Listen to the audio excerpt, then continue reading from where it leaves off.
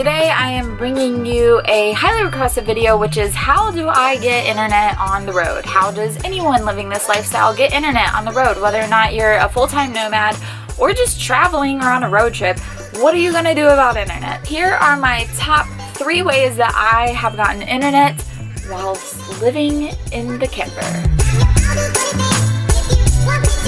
First and foremost, I think this is the most obvious, is that there is free internet at certain restaurants and cafes or whatever. Books A Million, Office Depot, Starbucks, Zaxby's.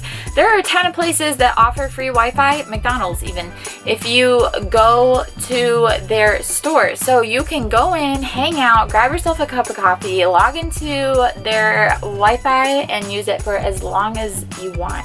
Sometimes in the past, I haven't even gone into the stores. I have literally just parked outside and gotten Wi-Fi that way. But I do want to tell you guys about something really cool that I found on the Facebook app on your phone. There's actually a section that you can go to. Let me see if I can show you. Unfortunately for you, I don't know how to stream what my phone is seeing onto the camera, so I'm just going to show you this right here. When you go to this little thing on the side and this pops up with your name and all this stuff, whatever. There's a section right here called Find Wi-Fi. Go to that and then it'll tell you to enable your location sharing service for Facebook.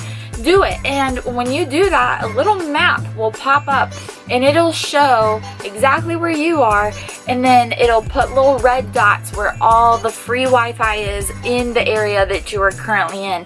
It is amazing. I used it a lot when I was in Florida. Number 2, that is getting Wi-Fi from the campsites you are at. Now, not every campsite that we stay at is going to have free Wi-Fi or Wi-Fi for you, or even good Wi-Fi. But some campsites do, and you can definitely call ahead and ask about that kind of stuff. Generally speaking, they will give you a Wi-Fi password when you check in and register with them, and then you can just go to your site and log in from there. Last but not least is a personal hotspot or MiFi device. I use a hotspot from my phone. I have Verizon, and they recently came out with a plan that gives you unlimited data every month, including unlimited hotspot access if you give them, I think, $80 a month. So before, my phone bill was way more expensive and I only had like 24 gigs of data every month, but in order to get new customers, they switched their plans up. Now you can get unlimited for like 80, I believe. That has been super helpful for me. So as long as my phone has good service, then I can get my computer to have good service. I mean, sometimes it still sucks. Sometimes I will have LTE and it will still take a couple hours for my videos to upload, even if they're only like 6 minutes long. But it is what it is. At least it's something. The other thing I suggested within the same realm is a MiFi device.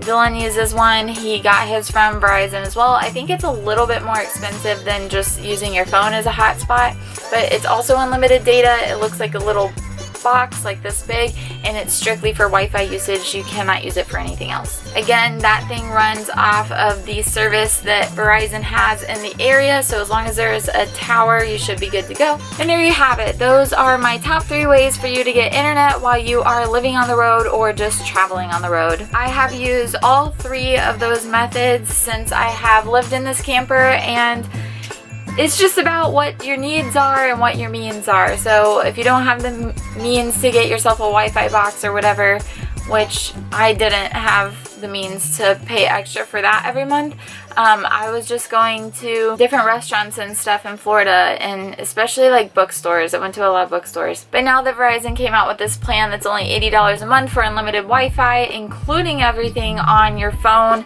that works really well for me, and it's really all I need. I hope this helped you guys and gave you a couple ideas as to how you can get on the internet while you are on the road. Like I'm sure you would imagine, you don't spend a whole lot of time on the internet while you live on the road. I mean, you kind of choose this lifestyle to be away from that and outdoors as much as possible, but there are definitely days when you're going to need to do some work. You're going to want to just be lazy for a day, or if you're having like a rainy day and you can't really do anything outside, you're gonna want to be on the internet. Please subscribe to my channel if you like my travel videos or if you want travel tips yourself.